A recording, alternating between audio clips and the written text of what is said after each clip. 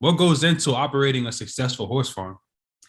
Oh my goodness, a lot. Horses obviously cannot talk, so they can't tell us when something's wrong.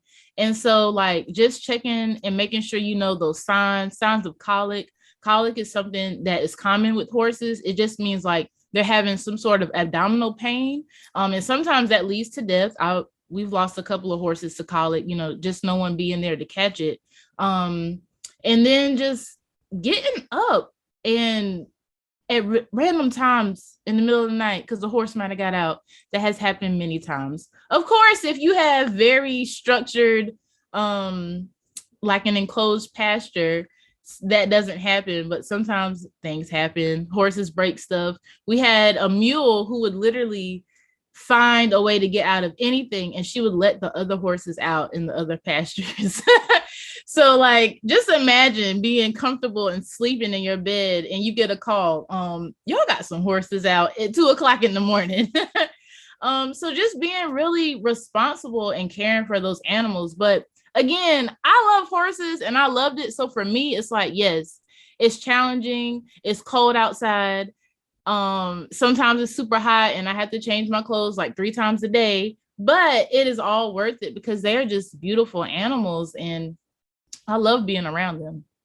One thing I forgot to mention when you asked about it being successful, having money is a plus because we have to pay for feed. We have to pay for quality hay. Horses need 24/7 hay all the time, every day, because they're forage animals. We have to pay for a farrier. So the farrier is someone who comes out and they trim the horse's hooves or they'll put shoes on them. Then we have to, and that's like every 4 to 6 weeks. We have to pay for if you don't have a farm, people have to pay board for their stall, like to rent out a stall or rent out a pasture. We have to pay the vet fees for shots and stuff like that.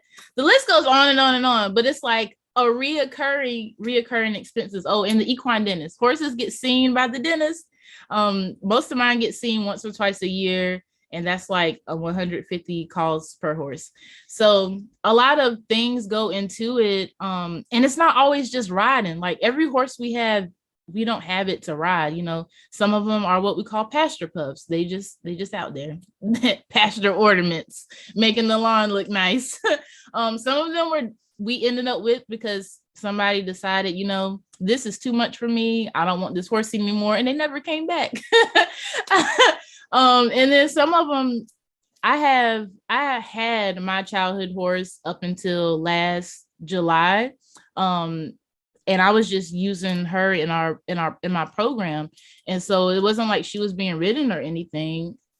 When they get to a certain age, it's like either you do or you don't. You figure out what is comfortable for them. So it's just a lot of stuff that goes into it. And I've seen some people, they'll block off like 3 hours in the morning or 2 to 3 hours at night because we mainly feed horses twice a day, unless they're out on pasture and they have access to hay, they're totally fine. But it's like a 24/7 job because you never know. Something could go down at any moment.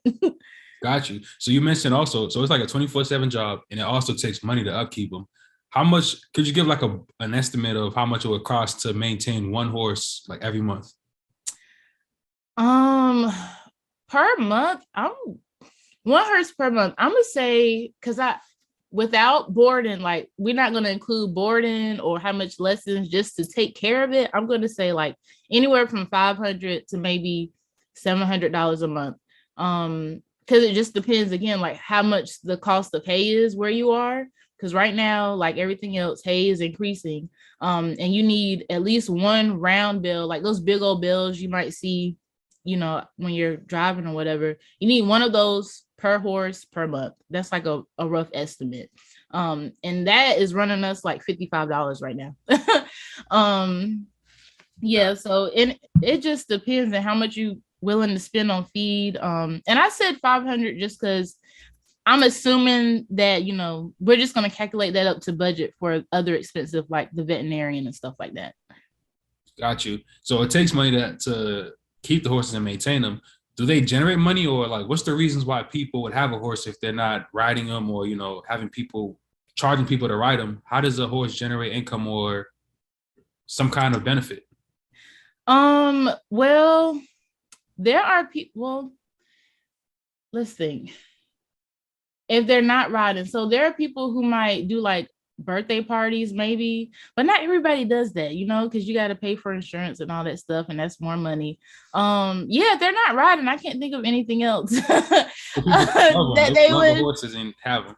Yeah, or unless you are willing to like sell their horse manure, for like compost or something, but horse manure has to sit and has to age, because if you put fresh horse manure on plants, it'll kill it because it's too hot. Like manure is just too hot. So yeah, other than that, I cannot think of any ways. Or if they're training horses, like training them and getting them ready for shows and stuff like that. Oh, that's what it is. People do shows. So like people will go and they'll show a horse. They'll show it based on how it looks, or they could show it based on its breed. Like there's different types of shows that people do, and you can get money that way too. But again, a lot of work goes into all of that.